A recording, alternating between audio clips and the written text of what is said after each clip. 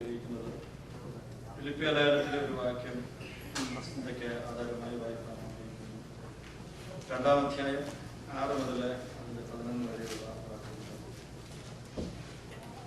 അവൻ ദൈവലോകത്തിലിരിക്കെ ദൈവത്തോട് സമത്വം മുറുകെ പിടിച്ചുകൊള്ളണമെന്ന് വിചാരിക്കാതെ ദാസരൂപമെടുത്ത് മനുഷ്യസാദൃശ്യത്തിലായി തന്നെത്താൻ അഴിച്ച് വേഷത്തിൽ മനുഷ്യനായി വിളങ്ങി തന്നെത്താൻ താഴ്ത്തി മരണത്തോളം ക്രൂശിലെ മരണത്തോളം തന്നെ അനുസരണമുള്ളവനായിരിക്കും. പൗലോസ് എബ്രായ ലേഖനം ഉൾപ്പെടെ 14 ലേഖനങ്ങളാണ് പൗലോസ് എഴുതിയത്. പൗലോസിന്റെ എല്ലാ ലേഖനങ്ങളും തന്നെ വളരെ അനുഗ്രഹിക്കപ്പെട്ട ലേഖനങ്ങളാണ്. ഈ ഫിലിപ്പിയ ലേഖനം ദേവദാസനെ ഇവിടെ പഠിപ്പിച്ചതാണ്. എന്നാൽ വളരെ ആഴത്തിലുള്ള ഒരു ചിന്ത ഇന്ന് പലക്കാരും എടുക്കാൻ ആഗ്രഹിക്കുന്നില്ല. എന്നാലും ദൈവത്തിന്റെ പരിശുദ്ധാത്മാവ് ഓർമ്മിപ്പിച്ച ചില കാര്യങ്ങൾ ഒരുമിച്ച് ഷെയർ ചെയ്യുവാൻ ഞാൻ ആഗ്രഹിക്കുന്നു. ഈ ഫിലിപ്പിയ ലേഖനം കാരാഗ്രഹ ലേഖനങ്ങളിൽ ഉൾപ്പെട്ട ഒരു ലേഖനമാണ്. ഈ ലേഖനം എഴുതിയതിൻ്റെതായ ഉദ്ദേശം ഒന്ന് താൻ നന്ദി രേഖപ്പെടുത്തുവാനും വേണ്ടിയാണ്. പൗലോസിനെ ശുശ്രൂഷിക്കുവാനും ഫിലിപ്പിയ സഭയുടെ സഹായവുമായി ഫിലിപ്പിയ സഭ എപ്പിഫ്രോദിത്തോസിനെ അയക്കുവാനിടയായി തീർന്നു. അതിന്റെ നന്ദി പറഞ്ഞുകൊണ്ടാണ് ഈ ഫിലിപ്പിയ ലേഖനം എഴുതുന്നത്. രണ്ടാമത് ദൈവസഭയ്ക്ക് ആവശ്യമായ വഴി കാട്ടുവാനും വേണ്ടി ഉള്ളതായ അനേക കാര്യങ്ങൾ ഈ ഫിലിപ്പിയ ലേഖനത്തിൽ കാണാൻ കഴിയുന്നുണ്ട്. 1-ാം അധ്യായം 27 മുതലുള്ള വാക്യങ്ങളിൽ ഇങ്ങനെയാണ് നമ്മൾ വായിക്കുന്നത്: ഞാൻ നിങ്ങളെ വന്ന് കണ്ടിട്ടോ ദൂരത്തിരുന്ന് നിങ്ങളുടെ അവസ്ഥ കേട്ടിട്ടോ നിങ്ങൾ ഏകാത്മാവിൽ നിലനിന്ന് എതിരാളികളാൽ ഒന്നിലും കുലുങ്ങിപ്പോകാതെ ഏക മനസ്സോട് സുവിശേഷത്തിന്റെ വിശ്വാസത്തിനായി പോരാട്ടം കഴിക്കണമെന്ന് ഗ്രഹിക്കേണ്ടതിന് ക്രിസ്തുവിന്റെ സുവിശേഷത്തിന് യോഗ്യമാവണ്ണം മാത്രം നടക്കണം എന്ന് സഭയോട് പറയുകയാണ്. ഒന്നാമത് പൗലോസ് ആഗ്രഹിക്കുന്നു ദൈവസഭ കർത്താവിന് യോഗ്യമായിട്ട് നടക്കണം എന്ന് പൗലോസ് ആഗ്രഹിക്കുകയാണ്. 2-ാം അധ്യായം 2-ാം വാക്യത്തിൽ വായിക്കുന്നു: നിങ്ങളെ ഏക മനസ്സുള്ളവരായി ഏക സ്നേഹം കൊണ്ട് ഐക്യമത്യപ്പെട്ട് ഏക ഭാവമുള്ളവരായി ഇങ്ങനെ എന്റെ സന്തോഷം പൂർണ്ണമാക്കുവീൻ എന്ന് പറയുന്നു. രണ്ടാമത് പൗലോസ് ആഗ്രഹിക്കുന്ന കാര്യം ദൈവസഭ ഐക്യതയോടെ പോകണം എന്ന് പൗലോസ് ആഗ്രഹിക്കുകയാണ്. അതിനെ കുറിച്ച് പൗലോസ് പ്രബോധിപ്പിക്കുന്നു. 3-ാമത് 5 മുതലുള്ള വാക്യങ്ങൾ വായിക്കുന്നു: ക്രിസ്തുവിന്റെ അനുസരണം നിങ്ങളെ മാതൃകയാക്കണം. നമ്മളതാണ് വായ്പന്തക്കിനിടയായി തീർന്നത്. വേറെ ഭാഗത്ത് പറയുന്നുണ്ട് ദൈവത്തിന്റെ വചനം നിങ്ങളെ അനുസരിച്ച് നടക്കണം എന്നും അവിടെ കാണാൻ കഴിയുന്നുണ്ട്. 3, പൗലോസ് ഫിലിപ്പിയ സഭയെ കുറിച്ച് ആഗ്രഹിക്കുന്ന വളരെ പ്രധാനപ്പെട്ട ഒരു കാര്യം അവരുടെ മനസ്സും ശരീരവും എല്ലാം സന്തോഷം കൊണ്ട് നിറപ്പാൻ പൗലോസ് ആഗ്രഹിക്കുകയാണ്. 4-ാം അധ്യായത്തിൽ നമ്മളിങ്ങനെ വായിക്കുന്നുണ്ട്: കർത്താവിൽ എപ്പോഴും സന്തോഷിപ്പിൻ. ഈ കാലങ്ങളിൽ ഇല്ലാത്തൊരു കാര്യമാണ് സന്തോഷം എന്ന് പറയുന്നത്. നമ്മൾ ആരോടെങ്കിലും എങ്ങനെയുണ്ടെന്ന് ചോദിച്ചാൽ എല്ലാവരും പറയും ഞാൻ സന്തോഷമായിരിക്കും എന്ന് പറഞ്ഞാലും യഥാർത്ഥത്തിൽ പലപ്പോഴും അത് കാണത്തില്ല, സന്തോഷം കാണുകയില്ല. ഈ ഫിലിപ്പിയ ലേഖനത്തിൽ ഏകദേശം 15 പ്രാവശ്യം സന്തോഷിപ്പിൻ, സന്തോഷം എന്നുള്ള വാക്ക് നമുക്ക് കാണാൻ കഴിയുന്നുണ്ട്. 15 പ്രാവശ്യം. ഞാൻ ആ ഭാഗമെല്ലാം ഒന്നും പറയുവാൻ ആഗ്രഹിക്കുന്നില്ല. പൗലോസ് വളരെ വിരോധാഭാസമായി സന്തോഷിക്കുന്നു പറഞ്ഞ ഒരു ഭാഗം എനിക്ക് വളരെ രസകരമായി തോന്നി. അതിന്റെ 16 മുതൽ 1-16 ഒന്ന് വായിക്കാം. 1-16 മുതൽ: സുവിശേഷത്തിന്റെ പ്രതിവാദത്തിനായിട്ട് ഞാനിവിടെ കിടക്കുന്നു എന്ന് അറിഞ്ഞിട്ട് സ്നേഹത്താൽ ചെയ്യുന്നു. മറ്റവരോ എന്റെ ബന്ധനങ്ങൾ എനിക്ക് ക്ലേശം വരുത്തുവാൻ ഭാവിച്ചുകൊണ്ട് നിർമ്മലതയോടെയല്ല ശാഠ്യത്താൽ ക്രിസ്തുവിനെ പ്രസംഗിക്കുന്നത്. പിന്നെ എന്ത് നാട്യമായിട്ടോ പരമാർത്ഥമായിട്ടോ ഏതുവിധമായാലും ക്രിസ്തുവിനെയല്ലോ പ്രസംഗിക്കുന്നത്. ഇതിൽ ഞാൻ സന്തോഷിക്കുന്നു. ഇനിയും ഇവിടെ നമുക്ക് കാണാൻ കഴിയുന്നു, ഫിലിപ്പിയ സഭയിലുള്ളവര് പ്രസംഗിപ്പാൻ പ്രാപ്തിയുള്ളവരാണ്. അനേകം പ്രസംഗിക്കും. ചിലരാണെങ്കിൽ നല്ല മനസ്സോടെ പ്രസംഗിക്കുന്നവരുണ്ട്. എന്നാൽ ചില കൂട്ടർ എങ്ങനെയാണ്, ശാഠ്യത്താല് പൗലോസിന്റെ ബന്ധനങ്ങളെ മുറുകുവാൻ തക്കവണ്ണം എന്ത് ചെയ്യുന്നു, പ്രസംഗിക്കുന്നു. ഈ നാട്ടിലെ സഭകളിലൊക്കെ ഉണ്ടായിരുന്ന ഒരു കാര്യമാണ്, എല്ലാവരും സാക്ഷി പറയും. നമ്മുടെ ഇവിടൊക്കെയാണ് അധികം പേരും സാക്ഷി പറയാത്തത്. നാട്ടിലെല്ലാവരും സാക്ഷി പറയും. സാക്ഷി പറയുക മാത്രമല്ല, ഈ ഒരു പാട്ട് പാടിക്കൊണ്ട് സാക്ഷി പറഞ്ഞില്ലെങ്കിൽ പലർക്കും അതൊരു സങ്കടകരമായ കാര്യമാണ്. ഈ സാക്ഷി പറയുന്നതിൽ കൂടുതൽ സമയങ്ങളും വിരോധമുള്ളവർക്ക് എന്തെങ്കിലും ഒന്ന് കൊടുക്കുക എന്നുള്ള ഉദ്ദേശം, അത് വാക്യങ്ങളൊക്കെ വചനത്തിലുണ്ടല്ലോ. ഞാന് ഡൽഹിയിലെ 90-ലെ ജോലിയോടുള്ള ബന്ധത്തിൽ ആയിരുന്ന സമയങ്ങള് അവിടെ ഒരു ആ സഭയിലെ ദേവദാസന് കടന്നു വന്നിട്ടുണ്ട്. അവിടെ ഒത്തിരി ചെറുപ്പക്കാരുണ്ടായിരുന്നു. അവിടെ 2 അളിയന്മാരുണ്ടായിരുന്നു. ഒന്ന് ഞങ്ങൾ അവരെ വിളിക്കുന്നത് മൈനസ് അളിയനെന്നും പ്ലസ് അളിയനെന്നുമാണ്. ഞങ്ങൾ അവരെ മൈനസ് എന്നും പ്ലസ് എന്നും വിളിക്കുന്നു. ഇവര് തമ്മിൽ പലപ്പോഴും പ്രശ്നങ്ങൾ ഉണ്ടാകാറുണ്ട് വീട്ടില്. ഒരു ദിവസം ഈ മൈനസ് അളിയന് ഈ ഒരു പാട്ട് പാടി സാക്ഷിപ്പാൻ എഴുന്നേറ്റു. രാജയേശു വന്നിടും, നീ ഒരുങ്ങിയിട്ടുണ്ടോ? അതിനുശേഷം ഈ മറ്റേ സഹോദരന എഴുന്നേറ്റ്. അപ്പോൾ അദ്ദേഹം പാടി, എണ്ണയുണ്ടോ? മറ്റേ വ്യക്തി അഭിഷേകം പ്രാപിച്ചതല്ല. അപ്പൊ പാട്ടിലൂടെയൊക്കെ എന്തുകൊണ്ട് ഈ വിമർശനപരമായ കാര്യങ്ങളൊക്കെ ഉണ്ട്. ഞാൻ ആ സഭയെ പലപ്പോഴും ഓർക്കാറുണ്ട്. ഒരു പ്രാവശ്യം ഈ ദേവദാസൻ ചാക്കോച്ചാനും സാലിമാമയൊക്കെ അവിടെ വന്നു. അന്നാ ഞാൻ ചാക്കോച്ചാനെ കാണുന്നത്. അന്ന് പ്രസംഗിച്ച വിഷയം പോലും എനിക്ക് ഓർമ്മയുണ്ട്, ഏത് ഭാഗമാണെന്നും ഒക്കെ എനിക്ക് നല്ല ഓർമ്മയുണ്ട്. അടുത്ത ദേവദാസന് എന്റെ ശുശ്രൂഷ, അദ്ദേഹം നല്ല ജോലിയുള്ള ബന്ധത്തിൽ എന്റെ ഒരു കസിനും കൂടെയാണ്. അദ്ദേഹത്തിന്റെ പ്രസംഗത്തിൽ കൂടുതലും ഞങ്ങളെല്ലാം കുത്തുന്ന പ്രസംഗമാണ്. എപ്പോ പ്രസംഗിച്ചാലും ഞങ്ങള് വളരെ ജോലിയൊക്കെ കഴിഞ്ഞ് പെട്ടെന്ന് ആഹാരമൊക്കെ വെച്ച് എല്ലാ മിക്കവാറും മീറ്റിങ്ങിനെല്ലാം പോകും. ഒരു ദിവസം ചെന്നില്ലെങ്കിൽ അടുത്ത ദിവസം ഇതാ പ്രസംഗ വിഷയം. എല്ലാ ദിവസവും ഇങ്ങനെ ഈ രീതിയിലുള്ള പ്രസംഗമേ ഉള്ളൂ. ഒരു ദിവസം ഞാനൊരു സ്വപ്നം കണ്ടു. ഞാൻ സ്വപ്നം ഇതാ കണ്ടത്, ഈ നാട്ടിലൊക്കെ ഈ വാഴയുണ്ട്. വാഴയ്ക്ക് ഈ താങ്ങ് കൊടുക്കുന്ന, സപ്പോർട്ട് കൊടുക്കുന്ന ഒരു രീതിയുണ്ട്. ഇവിടെ ചിലർക്കെങ്കിലും അത് ഞാൻ പറഞ്ഞപ്പോൾ മനസ്സിലായിട്ടാണ്. ഞങ്ങളുടെ സപ്പോർട്ട് കൊടുക്കുകയാണ്. എന്നാൽ ഒരു കമ്പ് ഈ വാഴയുടെ നടുക്കൂടെയാണ് കേറി ഇങ്ങനെ പോയി. ഞാനിങ്ങനെ കണ്ടതാ. ഞാനിത് സഭയിൽ പറഞ്ഞു. വലിയൊരു ഭയങ്കര ആരാധന. പാസ്റ്റർ മാത്രം ഇങ്ങനെ വല്ലാതെ നോക്കിയിരിക്കുക. അപ്പം ഞാൻ പറഞ്ഞത്, ആ കുത്തിപ്രസംഗത്തിൽ ഞങ്ങൾക്ക് കേൾക്കുന്നവർക്കും ഒക്കെ കുത്തുവാനുള്ള പ്രയോജനം ആ സമയത്ത് ഉണ്ടായി. എന്റെ ശുശ്രൂഷയുടെ തുടക്കത്തിലൊക്കെ ഈ ഇൻഫ്ലുവൻസ് എന്റെ ജീവിതത്തിൽ ഉണ്ടായിരുന്നു. എന്നാൽ സഭായാർജില് ഒക്കെ കടന്നു വന്നു കഴിഞ്ഞപ്പോൾ ഈ കുത്തുപ്രസംഗം കൊണ്ടൊന്നും ഒരു പ്രയോജനമില്ലായിരുന്നു. കടന്നു വരുന്ന ജീവിതങ്ങൾക്ക് ആശ്വാസമാണ് വേണ്ടതെന്നും എനിക്ക് മനസ്സിലാക്കുവാൻ കൊണ്ടും ഇടയായി തീർന്നു. അപ്പോൾ ഇത് തന്നെയാണ് കാണുന്നത്. പ്രസംഗത്തിലൂടെ സാക്ഷ്യത്തോടെ പ്രസംഗിക്കുന്ന അനുഭവം. എന്നാൽ പൗലോസ് പറയുകയാണ്, ആ പ്രസംഗത്തിൽ ഞാൻ എന്ത് ചെയ്യുകയാണ്? സന്തോഷിക്കുന്നു. പൗലോസിന് എത്ര നല്ലൊരു മനോഭാവമാണ്. നെഗറ്റീവായിട്ടുള്ളൊരു ഭാഗം വന്നപ്പോഴും അതിനെ ജീവിതത്തില് പോസിറ്റീവായിട്ട് എടുത്ത് മുന്നോട്ട് പോകുന്ന ഒരു ഭാഗം. ഈ നമ്മുടെയൊക്കെ ജീവിതത്തില് പ്രശ്നങ്ങളൊക്കെ കടന്നു വരാൻ, ഭിന്നതകളൊക്കെ കടന്നു വരാനുള്ളൊക്കെ ഒത്തിരി സാധ്യതകളുണ്ട്. കുടുംബജീവിതത്തിൽ ഭിന്നതകളുണ്ട്. സഭാ മണ്ഡലങ്ങളിലും അഭിപ്രായ വ്യത്യാസങ്ങളൊക്കെ കണ്ടേക്കാം.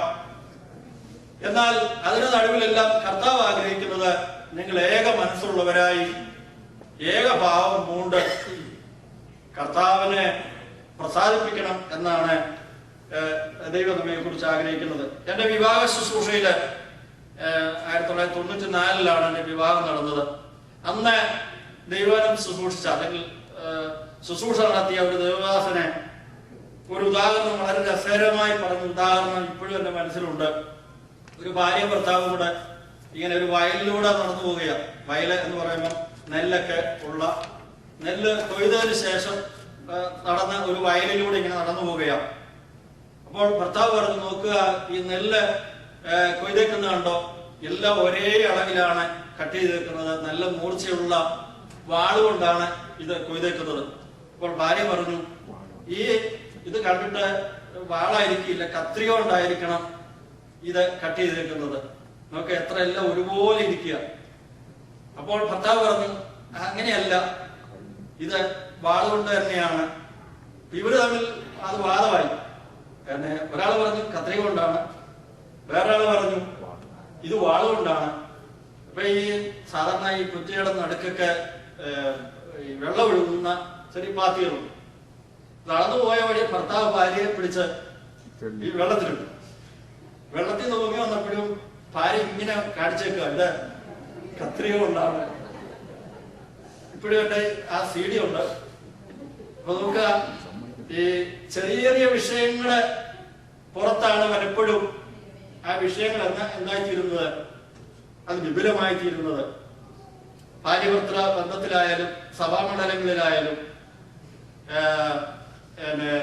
ആർക്കും അന്യോന്യം കീഴ്പ്പെടുവാൻ വയ്യാത്ത അനുഭവത്തിൽ, ആർക്കും താഴുവാൻ വയ്യാത്ത അനുഭവത്തിലാണ് പ്രശ്നങ്ങള് കടന്നു വരുന്നത്.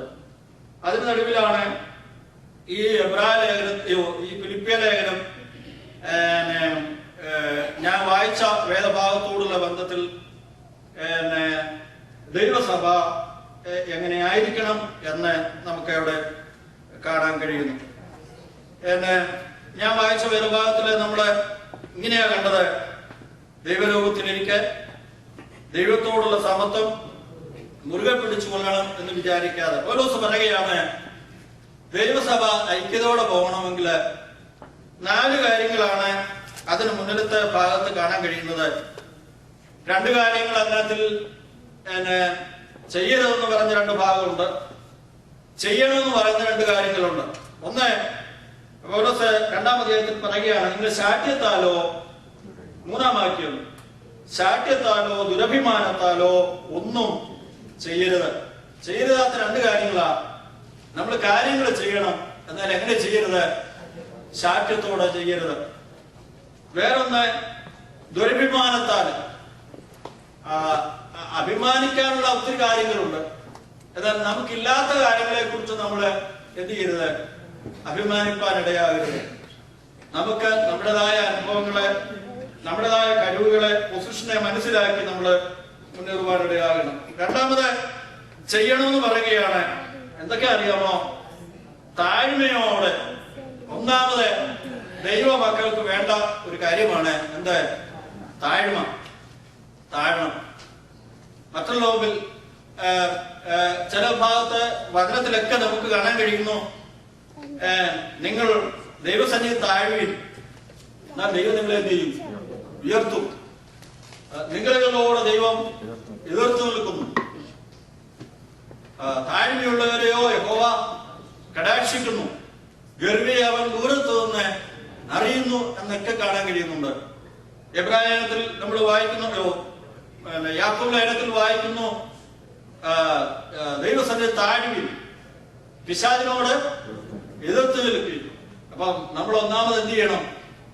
ദൈവസന്നിധിയിൽ താഴുവാനിടയാകണം. ഈ ലോകം മറ്റുള്ളവരിൽ താഴുക എന്ന് പറയുന്നത് വലിയ ബുദ്ധിമുട്ടുള്ള കാര്യമാണ്. നമ്മളെല്ലാ സ്ഥാനത്തും ഉയർന്നു നിൽക്കണമെന്നൊക്കെ ആഗ്രഹിക്കുന്ന ഒരു മണ്ഡലങ്ങളിലാണ്. എന്നാൽ ഉയരാനുള്ള ഏറ്റവും വലിയ കാര്യം നമ്മൾ താഴുക എന്നുള്ളതാണ്. നമ്മള് ചില വിഷയങ്ങൾ നമ്മൾ താണു കഴിഞ്ഞാൽ വലിയ പ്രശ്നങ്ങൾ ഉണ്ടാകുന്ന സ്ഥാനത്തും പ്രശ്നങ്ങൾ എന്ത് ചെയ്യും? ഇല്ലാതെയായി തീരുവാൻ തക്കനുടയായി തീരും. അപ്പൊ താഴുക എന്നുള്ള ഒരു ഭാഗം. 2-ാമത് എന്താ അറിയാമോ? മറ്റുള്ളവരെ തന്നെക്കാൾ ശ്രേഷ്ഠനെന്ന് എണ്ണുക. നമ്മളെക്കാൾ മറ്റുള്ളവർ ശ്രേഷ്ഠനെന്ന് എണ്ണാനിടയാകണം. ചില വിദ്യാഭ്യാസം ഇല്ലാത്തവരായിരിക്കാം, ചിലപ്പോൾ കഴിവ് കുറഞ്ഞവരായിരിക്കാം. എന്നാൽ അവരിലൊക്കെ ദൈവം കൊടുത്തേക്കുന്ന കഴിവുകളുണ്ട്. ദൈവം ഓരോരുത്തരെയും എന്ത് ചെയ്യുന്നുണ്ട്? മാനിക്കുന്നുണ്ട് എന്നുള്ള കാര്യം നമ്മൾ മനസ്സിലാക്കണം.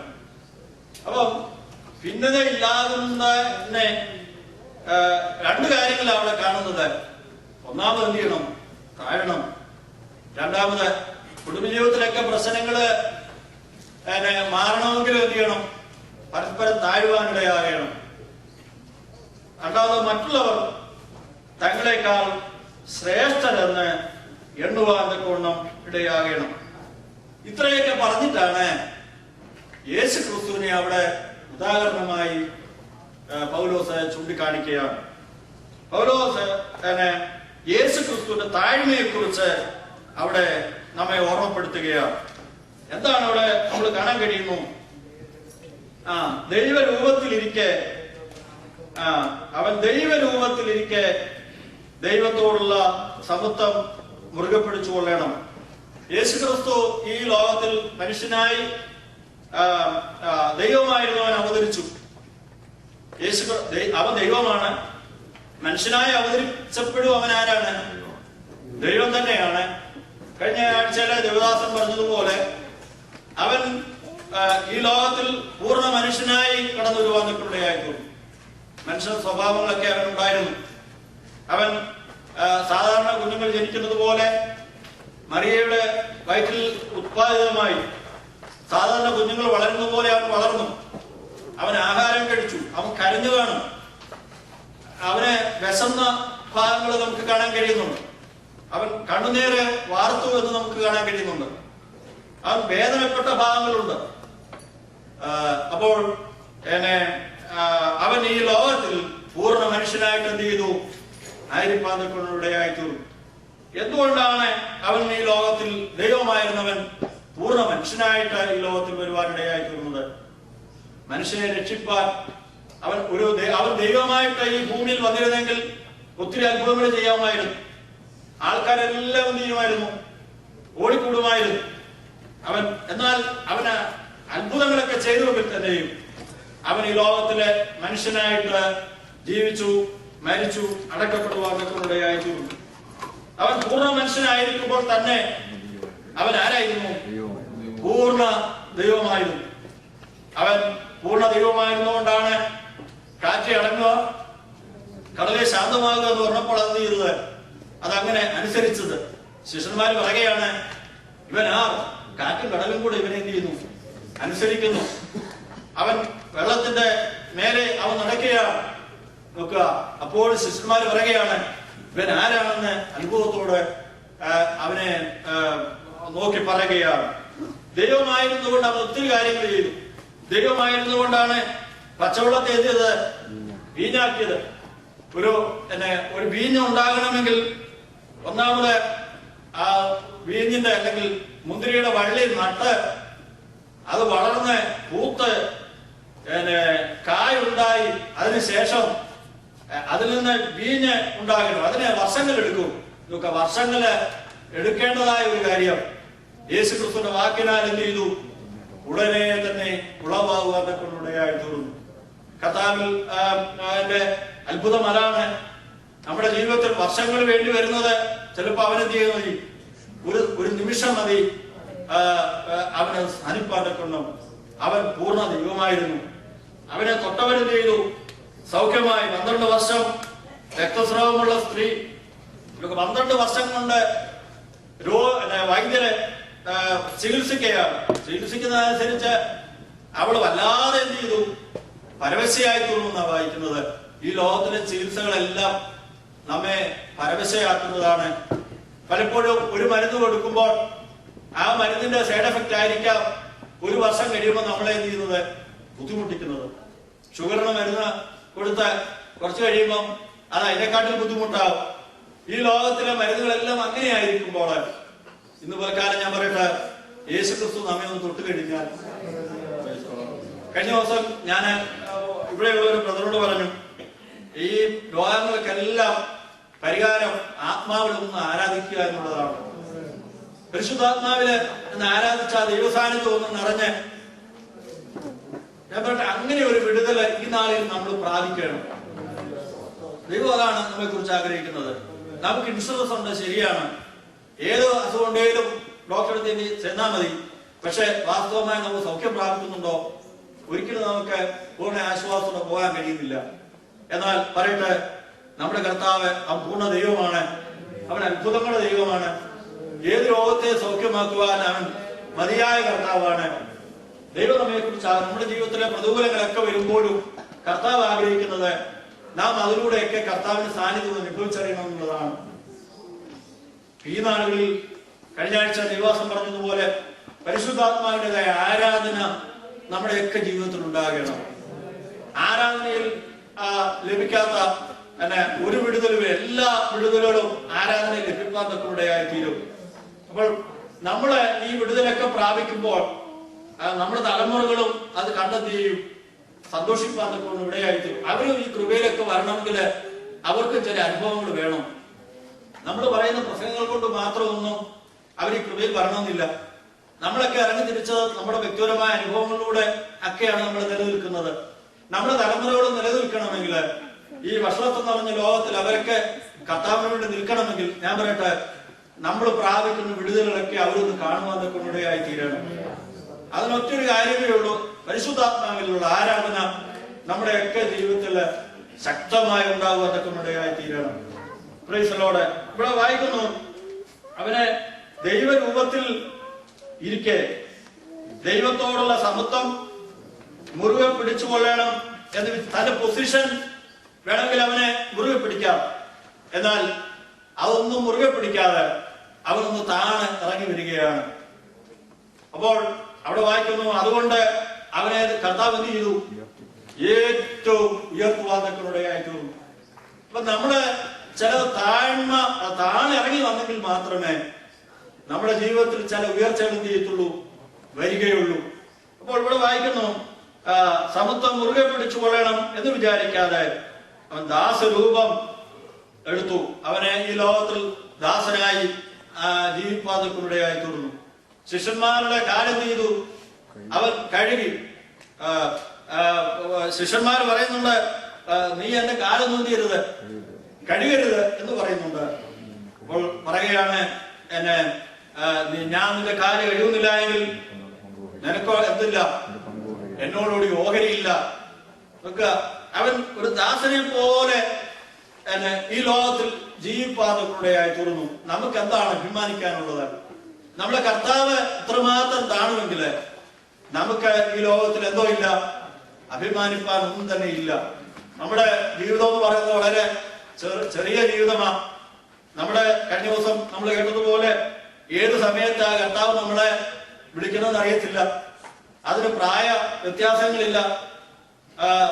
നമ്മെ സൃഷ്ടിച്ചവനോ ചിന്തിക്കുക, എളുപ്പമായതിനൊന്നിനെ എടുക്കണമെന്ന് ചിന്തിച്ചാലും അതിനും നമുക്ക് പറയാൻ കഴിയത്തില്ല, എന്നെ എന്ത് ചെയ്യരുത്, എടുക്കരുതെന്ന് പറയാൻ കഴിയത്തില്ല. നമ്മൾ എത്രയൊക്കെ ഉയർന്നു പറഞ്ഞാലും, സാമ്പത്തികമായി നമുക്ക് എത്ര നന്മയുണ്ടെന്ന് പറഞ്ഞാലും, ഇന്ന് പലക്കാലം പറയട്ടെ, കർത്താവ് വിളിച്ചാൽ നമ്മളെല്ലാം പോയെങ്കിൽ മാത്രമേ കഴിയത്തുള്ളൂ. അപ്പോൾ അതുകൊണ്ടാണ് വചനത്തിൽ പറയുന്നു, നിങ്ങൾ ഉറച്ചു നിന്നാൽ ആരാണ്? ഒരു ശ്വാസമുദ്രയാവുന്നു, വയലിലെ പൂ പോലെ അത് പൂക്കുന്നു, കാറ്റടിക്കുമ്പോൾ അത് ഇല്ലാതെ പോകുന്നു. ആ മനുഷ്യ ജീവിതത്തെ കുറിച്ച് വ്യക്തമായി പറയുന്നൊരു കാര്യമാണ്. വയലിലെ പൂ പോലെ നമ്മൾ പൂക്കുകയാണ്. പൂക്കുന്ന സമയത്ത് എല്ലാവർക്കും അത് മനോഹരമാണ്, അത് കാണാൻ ഭംഗിയുണ്ട്. എന്നാൽ അത് കാറ്റടിക്കുമ്പോൾ എന്താണ്? ഇല്ലാതെ പോകുന്നു. അതിന്റെ സ്ഥലം പിന്നെ അറിയുകയില്ല. എത്ര ശ്രേഷ്ഠനായിട്ടൂടെ ജീവിച്ചാലും മരിച്ചു കഴിയുമ്പോൾ മറ്റുള്ളവരെ ആഗ്രഹിക്കുന്നത് എത്രയും പെട്ടെന്ന് എന്ത് ചെയ്യണം, അടക്കണം. അടക്കിയിട്ട് വേണം ഒരു സ്വസ്ഥത. ഇതൊരു യാഥാർത്ഥ്യമാണ്. മരിച്ചു കഴിഞ്ഞാൽ പിന്നെ വെച്ചോണ്ടിരിക്കുകയില്ല, വെച്ചോണ്ടിരുന്നിട്ട് കാര്യമില്ല. കുറച്ച് ദിവസങ്ങൾ വേണമെങ്കിൽ ഇപ്പം നമുക്ക് കണ്ടോണ്ടിരിക്കാം. മൊബൈൽ മോർച്ചറി ഒക്കെ ഉണ്ട്, നാട്ടിലായാലും ഇവിടെ ആയാലും. എന്നാലും ഇരിക്കുന്നവർക്ക് എന്താ പ്രയാസമാണ്. വസ്ത്രങ്ങളൊന്നും തന്നു വിടണമെന്നില്ല. കഴിഞ്ഞ ദിവസം ഞാൻ വായിച്ചു മൈക്കിൾ ജാക്സന് വേണ്ടി ഒരുക്കിയ ശവപ്പെട്ടി $25,000 ആരുശാഖ ആ പെട്ടി എവിടെയാണെന്ന് കാണുന്നില്ല. ആ പെട്ടി ഒന്നും കൊണ്ട് എന്ത് ചെയ്തില്ല, പിടിച്ചു മൂടത്തില്ല. അവർക്ക് എന്ത് വേണം? അവർക്ക് ആ പെട്ടി വേണം. നോക്കുക, എത്ര ശ്രേഷ്ഠരായി ജീവിച്ചെന്ന് പറഞ്ഞാലും, നമ്മൾ എത്ര ഉന്നത പദവി ഉണ്ടായെന്ന് പറഞ്ഞാലും, മരിച്ചു കഴിയുമ്പോൾ ഇതൊന്നും തന്നെ കൊണ്ടുപോകാൻ കഴിയത്തില്ല. അതൊരു യാഥാർത്ഥ്യമാണ്. ഹല്ലേലൂയ. ഇവിടെ അതുകൊണ്ട് നാം ഇവിടെ ആയിരിക്കുമ്പോ കർത്താവ് നമുക്ക് വന്ന ചെറിയ ആയുസ്സില് കർത്താവിന് വേണ്ടി പ്രയോജനപ്പെടണമെങ്കിൽ നമ്മള് ദൈവസന്നിധി താഴ്ന്നവരാകണം. പൗലോസ് ഫിലിപ്പിയ സഭയെ കുറിച്ച് ആഗ്രഹിക്കുന്ന കാര്യം നിങ്ങളെ ഐക്യതയുള്ളവരായി പോകണമെന്നുള്ളതാണ്. ഏതൊരു കുടുംബത്തിൻ്റെതായാലും ഏതൊരു സഭയുടേതായാലും നിലനിൽപ്പെന്ന് പറയുന്നത് ദൈവ സഭയുടെ ദൈവജനത്തിന്റെ ഐക്യതയാണ്. ഐക്യതയെ കെടുത്തുവാനാണ് പിശാച് പരിശ്രമിക്കുന്നത്. അതിനുള്ള മുഖാന്തരങ്ങളെയൊക്കെ അവൻ ഒരുക്കും എന്നാണ് ഞാൻ പറയട്ടെ. നമ്മുടെ ദൈവസഭ വളരണമെങ്കിൽ ഇവിടെയുള്ള ഓരോരുത്തരും ഹൃദയം കൊണ്ട് ഐക്യതയോടെ പോകാനൊക്കെ ഇടയാകണം. നമുക്ക് കൈ കൊടുക്കുന്നുണ്ടായില്ല, നമുക്ക് വേണമെങ്കിൽ ചിരിച്ചോണ്ട് എന്ത് ചെയ്യാം, കൈ കൊടുക്കാം. എന്നാൽ പറയട്ടെ, വാസ്തവമായി ഞാൻ നിങ്ങളോട് ചോദിക്കുകയാണ്, നമുക്ക് ആത്മാർത്ഥമായ ഐക്യതയോടെ പോകാൻ കഴിയുന്നുണ്ടോ? അത് ദൈവം എനിക്ക് തന്നൊരു ദൂതാണ്. ദൈവാത്മാവ് ചില ദിവസങ്ങൾ കൊണ്ട് എന്നോട് സംസാരിച്ച വിഷയമാണ്. ഞാനൊരു ബൈബിൾ സ്റ്റഡി ആയിട്ട് എടുക്കുന്നതിൽ തന്നെയും ദൈവസഭയോടുള്ള ദൂതാണ്.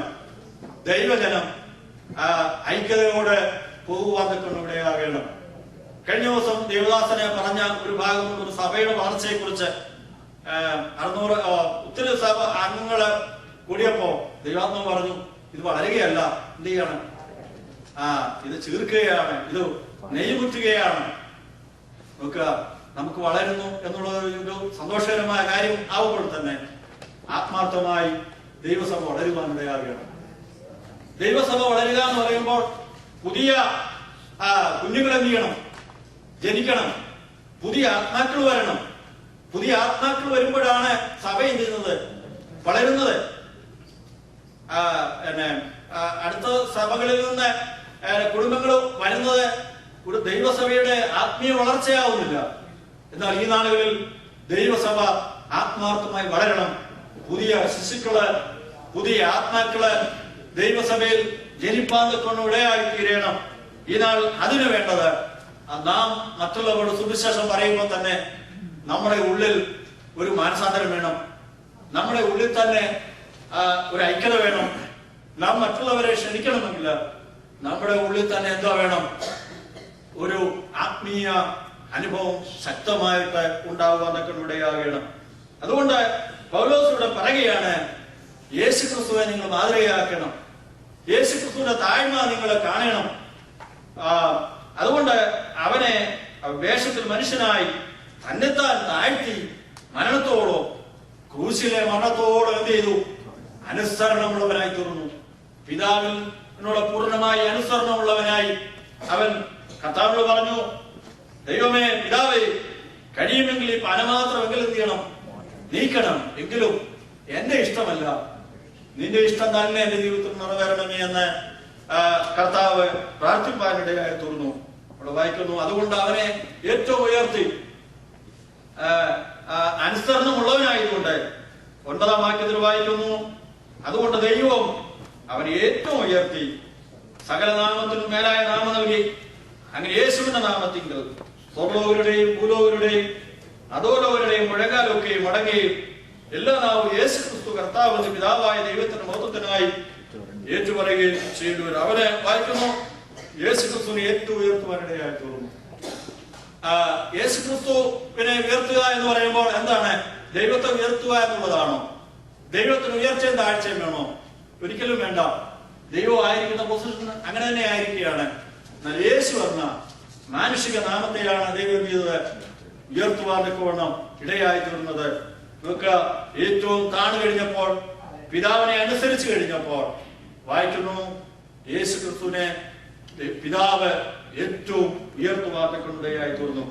പൗലോസ് ഫിലിപ്പിയ സഭയെ കുറിച്ച് ആഗ്രഹിക്കുന്ന കാര്യം, ഫിലിപ്പിയ സഭ സമ്പന്നരാകണമെങ്കിൽ, സന്തോഷമുള്ളവരാകണമെങ്കിൽ, ഐക്യതയുള്ളവരാകണമെങ്കിൽ അന്യോന്യം താഴുക, അന്യോന്യം മറ്റുള്ളവരെ ശ്രേഷ്ഠരെന്ന് എണ്ണുക എന്നുള്ളതാണെന്ന് പൗലോസ് മനസ്സിലാക്കിക്കൊണ്ട് പൗലോസ് പറയുകയാണ്, യേശുക്രിസ്തുവിനുള്ള പാപം തന്നെ നിങ്ങളിലും ഉണ്ടാകട്ടെ എന്ന് പറക്കാലം.